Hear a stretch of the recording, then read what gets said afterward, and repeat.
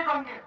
और जो हमारे आसपास के जंगल के जो आसपास की जमीन है, यहाँ पे ये वन वाले जो पहाड़ है, वहां पे जो आसपास की जमीन है, यहाँ पे सर्वे हो रहा है और बोला जा रहा है कि जो जमीन है उसे लीज पर दी जाएगी और पुलिस स्टेशन हटा के मिलिट्री स्टेशन लगाए जाएंगे। और पुलिस स्टेशन हटा के मिलिट्री स्टेशन लगाने जाएंगे तो अगर आदिवासी आदमी को अगर मिलिट्री मार भी देती है, और मिलिट्री का एक एक्ट है 1958 का, आर्मी फोर्स प्रोटेक्शन एक्ट 1958, उस एक्ट के तहत आर्मी की सुरक्षा होती है।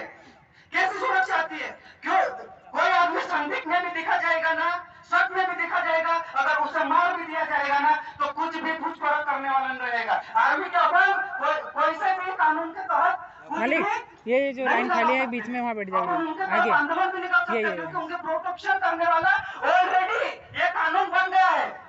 और ये कानून बनाने वाला भी मनुवादी था और क्रिमिनल क्राइम कानून बनाने वाला भी मनुवादी ही था।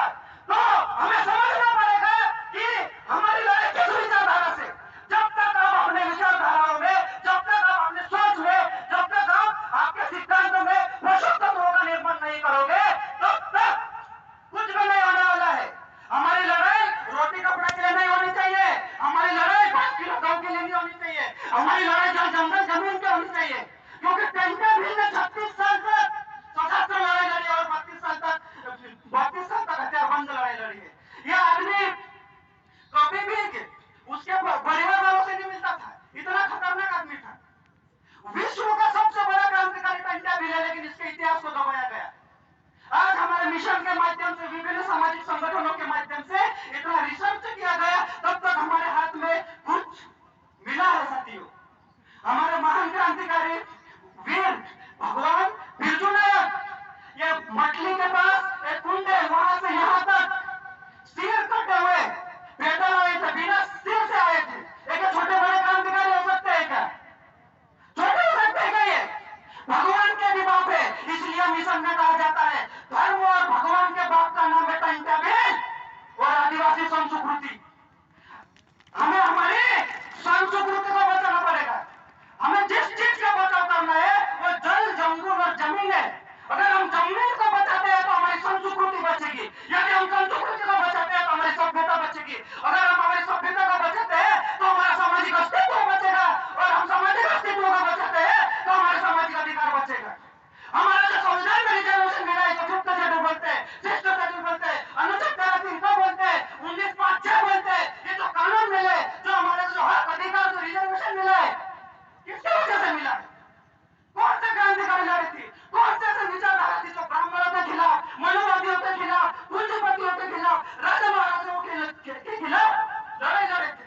उस विचारधारा ही हमें आगे भी बचा सकती है, क्योंकि ये क्रिटिकल समय है। आगे भी खाइए और पीछे भी खाइए, इसे मिशन का स्लोगन है।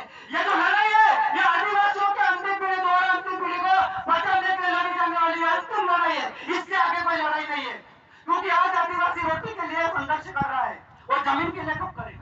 यदि आज हमने जगह, यदि आज हमारे समाज के बीच में जागृति नहीं आई है ना, आज हमारे समाज के बीच में हमारे बच्चे, जो हमारे युवा वर्ग है, खास करके समाज का जो काम है वो युवा वर्ग के ऊपर होता है। हम लोग भी बेरोजगार है, लेकिन दिन रात हम समाज के लिए संघर्ष कर रहे हैं, आप लोग भी संघर्ष कर रहे हैं।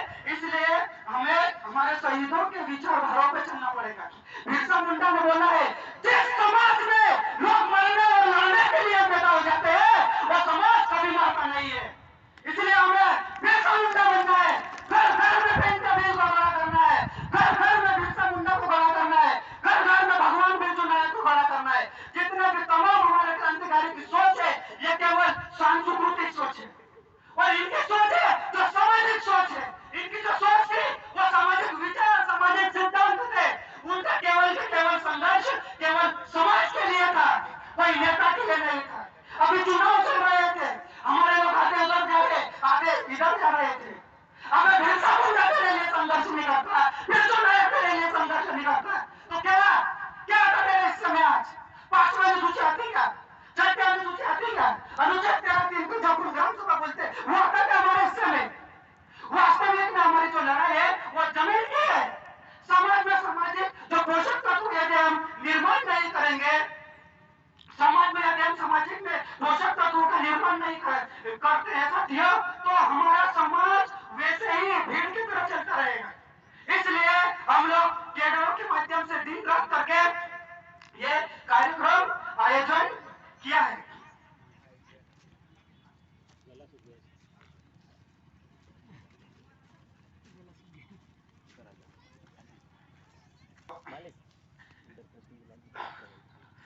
बिरसा कहते हैं, जो समाज के साथ रहेगा वो जिंदा रहेगा, और जो समाज से दूर जाएगा वो कुत्ते की मौत मरेगा, है ना? जब बिरसा ने बोला है, टंटा भील का एक साथी था, वफादार साथी था, उसने थोड़ी गलती कर दी थी, टंटा भील ने उसका हाथ काट दिया था, उसका वफादार साथी का।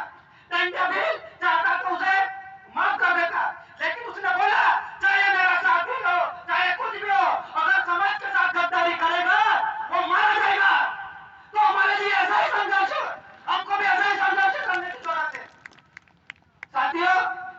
ये हमारे अपना दादा मानसी पाहिजे आणि पूजा करणे मेमारी, तो बात खत्म करो। धन्यवाद। जय बिरसा।